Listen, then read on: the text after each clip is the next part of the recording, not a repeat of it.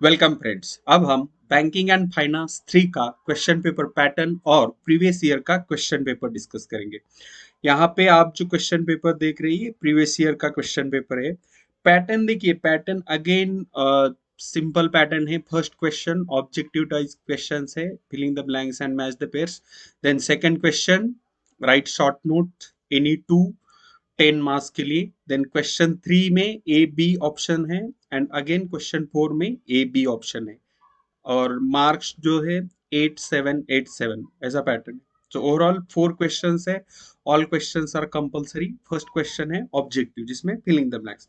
पहले अभी filling the blanks देखते हैं। फर्स्ट फिलिंग द ब्लैंक कहता है कि in dash year was the banking regulation act pass. तो ये डायरेक्ट क्वेश्चन है, फैक्चुअल क्वेश्चन है। तो हम जानते हैं कि banking regulation act was passed in the year 1949। Okay, so 1949 option number 1 is the right answer. Next question number 2, filling the blanks में section 17 of the banking regulation act 1949 deals with. Again ये question banking regulation act पे ही है।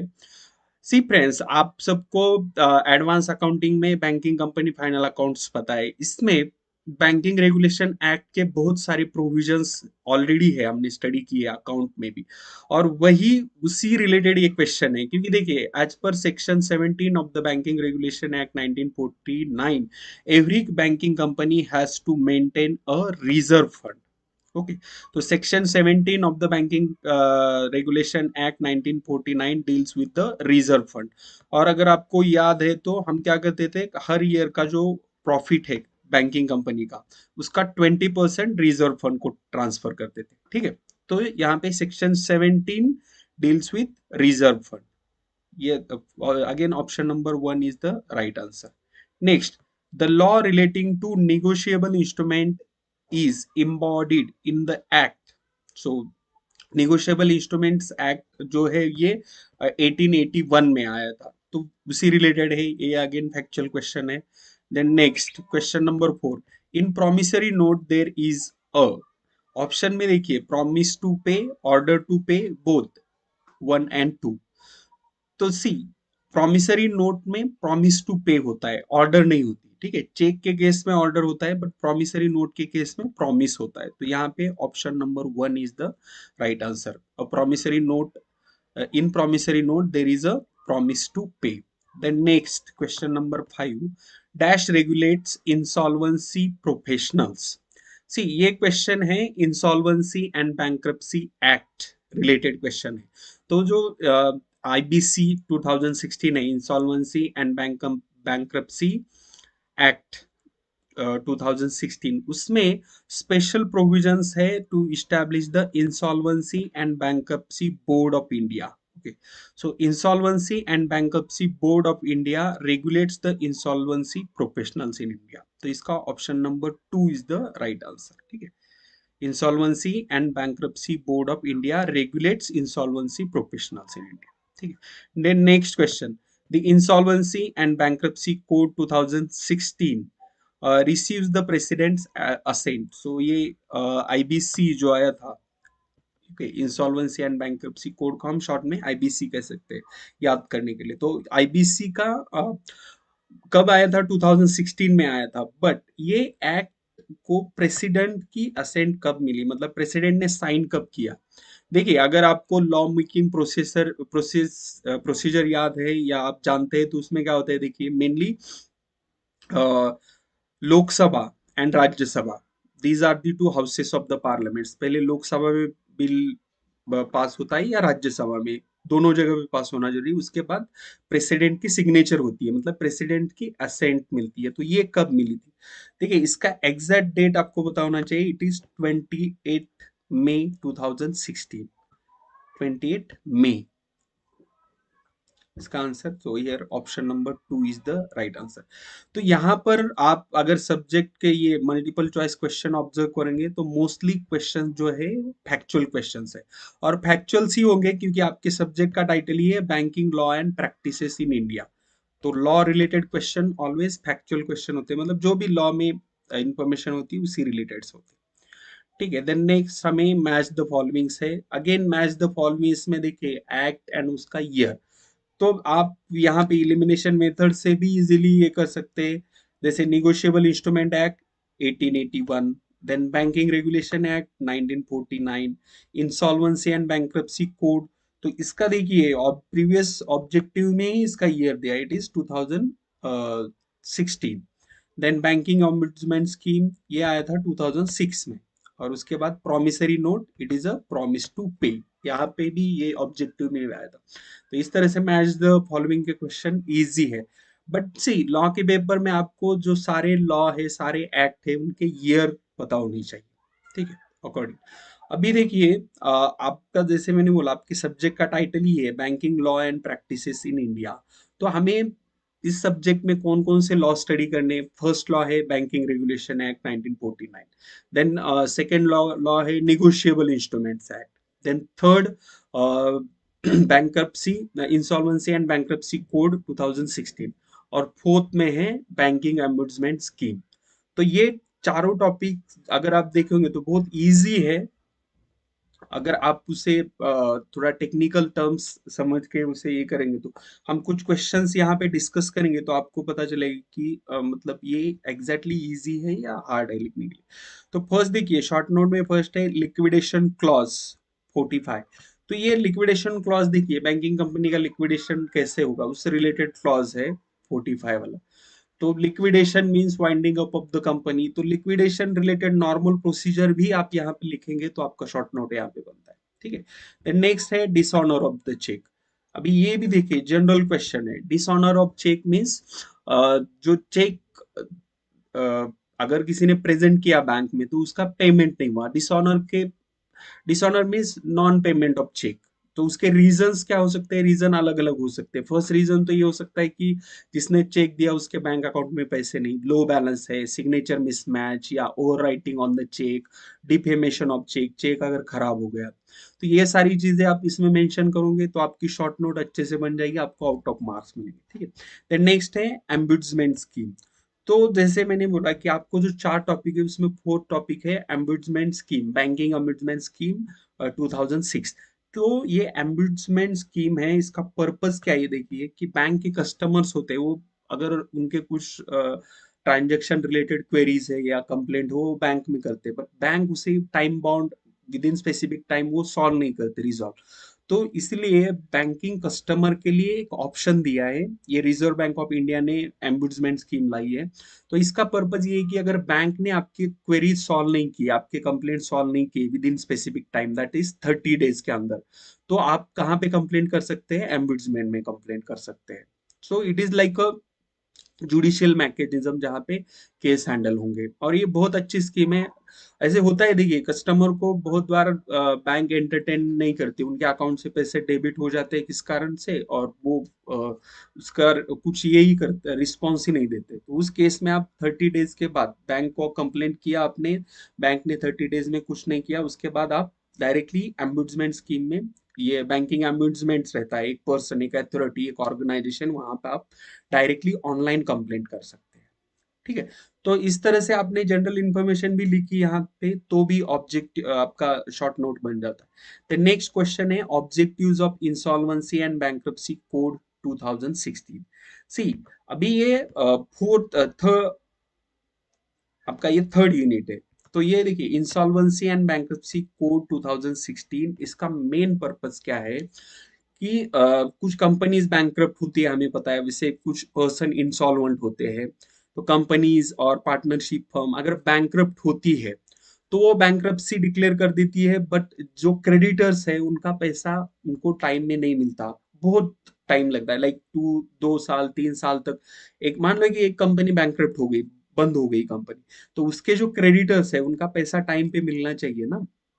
तो इसीलिए insolvency and bankruptcy code लाया लाया गया है कि with in a time bound period, specific time, ये जो इंसॉल्वेंसी की पोजीशन है, अभी इंसॉल्वेंट कौन होता है, इंडिविजुअल पर्सन इंसॉल्वेंट होता है, और बैंकरप्ट कौन होती है, फर्म होती है। So basically insolvency and bankruptcy code is applicable to companies, partnership firms and individual persons. Okay, अगर किसी पर्सन ने बोला कि I am insolvent, I am not able to pay my debts, मैं पे नहीं कर सकता, तो उस केस में क्या होता था, बैंक इमीडिएटली एक्शन नहीं ले पाती थी। बैंक को वेट करना पड़ता था, legal battle and all this things. तो इसलिए गवर्नमेंट ने क्या किया, अगर कोई पर्सन डिक्लेयर करता है कि नाउ आई एम इंसॉल्वेंट, तो विद इन 180 डेज उसकी जो असेट्स वगैरह जो सीज करनी है, जो कॉम्पेंसेशन देना है क्रेडिटर को, वो प्रोसीजर कंप्लीट होनी चाहिए। मतलब 180 डेज में ये सब इंसॉल्वेंसी या बैंक्रप्सी की प्रोसीजर कंप्लीट होनी चाहिए, ऐसे ये कोड लाया गया है। तो देखिए इसका मेन ऑब्जेक्टिव क्या है, to give a time bond or uh, immediate to carry out the insolvency and bankruptcy procedure immediately, ये मेन ऑब्जेक्टिव है, to speed up the insolvency and bankruptcy procedure, ऐसे इसका मेन ऑब्जेक्टिव है। And accordingly आप लिख सकते हैं कि to give the justice to the creditors, okay, to अभी देखिए कंपनी जब बैंकरप्ट होती है तो क्या होता है, उनके असेट्स बेचे जाते हैं ना, तो असेट्स अगर time, with in specific time अगर हम उसे रियलाइज करेंगे, बेचेंगे, तो अच्छी प्राइस मिलती है ना। तो again to protect the interest of the creditors and shareholders, जो भी है, मतलब एक कंपनी, ये देखिए मैंने पहले ही यहाँ पे बोला, इंसॉल्वेंसी एंड बैंक्रप्सी कोड किसी लिए, individual persons, then partnership firms and companies, इनके लिए है। अगर इंसॉल्वेंट कोई बोला पर्सन कि I am now insolvent, I am not able to pay my debts, तो 180 डेज के अंदर उसके सारे प्राइवेट एसेट्स वगैरह सीज किए जाएंगे, बेचे जाएंगे, और जो भी पैसा आएगा वो उसके क्रेडिटर्स को दिया जाएगा। Same thing happens with partnership firm and company, ठीक है। तो इसलिए इसके मेन ऑब्जेक्टिव में वही लिखना है आपको। Then next, explained any three provisions in banking regulation act 1949। अभी देखिए ये क्वेश्चन नंबर 3 में ये क्वेश्चन है, तो आप देखिए आप ऑलरेडी इससे फैमिलियर है बैंकिंग रेगुलेशन एक्ट, क्योंकि आपने बैंकिंग कंपनी फाइनल अकाउंट का टॉपिक थोड़ा भी थेरोटिकल कॉन्सेप्ट देखा है। तो हमने बैंकिंग कंपनी फाइनल अकाउंट में ऑलरेडी लीगल प्रोविजंस जो है, वो लीगल प्रोविजंस ऑलरेडी स्टडी किए हैं। अभी मैं बता देता हूँ आपको, रिकॉल हो जाए। देखिए explain any three provisions in banking regulation act ना, तो फर्स्ट प्रोविजन है, देखिए हमने अकाउंट में जो स्टडी किया है वही सेम यहाँ पे भी एप्लीकेट। फर्स्ट प्रोविजन क्या है, restrictions on the business, okay. तो ऐसे कुछ बिजनेस है जहां पे बैंकिंग कंपनी बिजनेस नहीं कर सकती, like trading, banking company trading नहीं कर सकती, banking company can not deal in its shares, खुद के शेयर खरीद बेच नहीं सकती, तो ये रिस्ट्रिक्शन ऑन बिजनेस हो गया। Then provisions related to non banking assets, okay, non banking assets कह रहा हूं मैं, नॉन परफॉर्मिंग असेट्स नहीं, नॉन बैंकिंग असेट्स के प्रोविजन लिख लिए। देन नॉन परफॉर्मिंग असेट्स के प्रोविजन लिखिए। देन जैसे हमने ऑब्जेक्टिव में डिस्कस किया कि every banking company has to create a reserve fund, तो उस रिलेटेड प्रोविजन लिखिए आप पॉइंट। तो ऐसे 4-5 पॉइंट लिखिए, आपका ये क्वेश्चन का आंसर हो जाता है, ठीक है। तो प्रोविजंस में जो banking regulation act related provisions है वो मेंशन करने हैं यहाँ पे। देन नेक्स्ट है एक्सप्लेन टाइप्स ऑफ चेक। अभी ये देखिए बहुत बेसिक क्वेश्चन है बैंकिंग के स्टूडेंट के लिए। टाइप्स ऑफ चेक में आपको पता है कि बेरर चेक है, क्रॉस चेक है, देन क्रॉसिंग के बहुत सारे टाइप्स है। ऐसे अलग अलग बेसिस पे चेक्स के टाइप यहाँ पे एक्सप्लेन कर दीजिए, factual question. Then question number 4 में है explain the objectives and importance of insolvency and bankruptcy code 2016। देखिए इंसॉल्वेंसी एंड बैंक्रप्सी कोड 2016 का ऑब्जेक्टिव तो ऑलरेडी रिपीट हुआ है, देखिए शॉर्ट नोट में ही आया था ना ऑब्जेक्टिव, वही रिपीट हुआ है। तो explain the objective and importance, अभी इसका इंपॉर्टेंस क्या होता है कि जो इंसॉल्वेंसी या बैंक्रप्सी की प्रोसीजर पहले 4-4 5-5 साल तक चलती थी। अभी क्या किया गवर्नमेंट ने, ये टाइम लिमिट लाया 180 डेज, 180 डेज में ये कंप्लीट करनी है प्रोसीजर। और अगर स्पेशल केस है तो with the request this procedure can be extended for next 90 days, next 90 days तक उसे एक्सटेंड किया जा सकता है। बट अभी ये 1 साल के अंदर ऑलमोस्ट ये सारी प्रोसीजर कंप्लीट होती है, पहले बहुत टाइम लगता था। तो इससे देखिए क्रेडिटर्स का बहुत ज्यादा नुकसान होता था, इवन शेयर होल्डर्स का भी। अगर कंपनी बैंकरप्ट बन गई तो शेयर होल्डर को उन्होंने जो इन्वेस्ट किए थे पैसे वो मिलते ही नहीं थे, क्योंकि देखिए जैसे जैसे टाइम बीतेगा वैसे वैसे जो असेट्स है उनकी वैल्यू डिप्रिसिएट होती थी, और असेट्स एब्सुलेंस होते मतलब यूजलेस होते थे, क्योंकि उनका यूज बंद हो जाता था ना इस टाइम पे में। तो उसका इंपॉर्टेंस में देखिए आपको इसी रिलेटेड की creditors get, creditors and shareholders दोनों के लिए अलग अलग लिखिए। क्रेडिटर्स को बेनिफिट है, देन शेयर होल्डर्स को, देन कंपनीज को भी बेनिफिट है कि company get good price for their assets at the time of realisation of assets. ठीक है, तो इस तरह से सो ओवरऑल मैं जो आपको इनिशियली डिस्कस किया कि आपके चार टॉपिक है, तो चारों टॉपिक में देखिए banking regulation act, then negotiable instrument act, उसके बाद है ये insolvency and bankruptcy code IBC 2016 और बैंकिंग एम्बुड्समेंट स्कीम में सारे कॉन्सेप्ट्स अगर आपके क्लियर है तो ये सब्जेक्ट ओवरऑल आप आंसर बहुत अच्छी तरह से दे सकते हैं। अभी देखिए क्वेश्चन 4 में बी है explain powers and duties of banking एम्बुड्समेंट।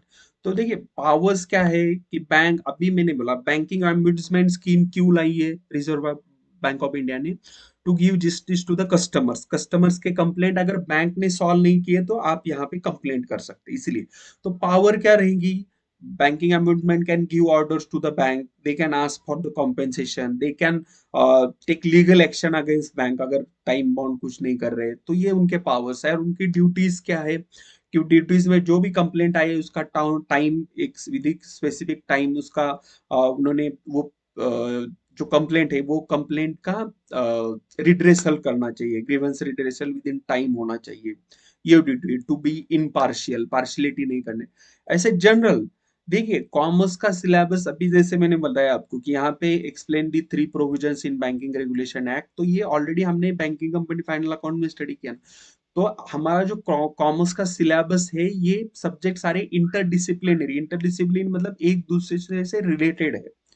Okay, और कॉमर्स का जो सिलेबस है ये ऐसे डिजाइन किया है कि आपका ओवरऑल जो इकोनॉमी है, इकोनॉमी के रिलेटेड आपको नॉलेज आ जाए, देन कैपिटल मार्केट जो है जैसे हम शेयर मार्केट वगैरह कहते हैं उस रिलेटेड नॉलेज है इसमें। ठीक है, इस पे हम कभी अलग से डिस्कशन करेंगे, बट यहाँ पे आपका क्वेश्चन पेपर खत्म हो जाता है। फ्रेंड्स अगर वीडियो अच्छी लगी हो तो लाइक जरूर करना, and all the best you for the examination. Thanks for watching.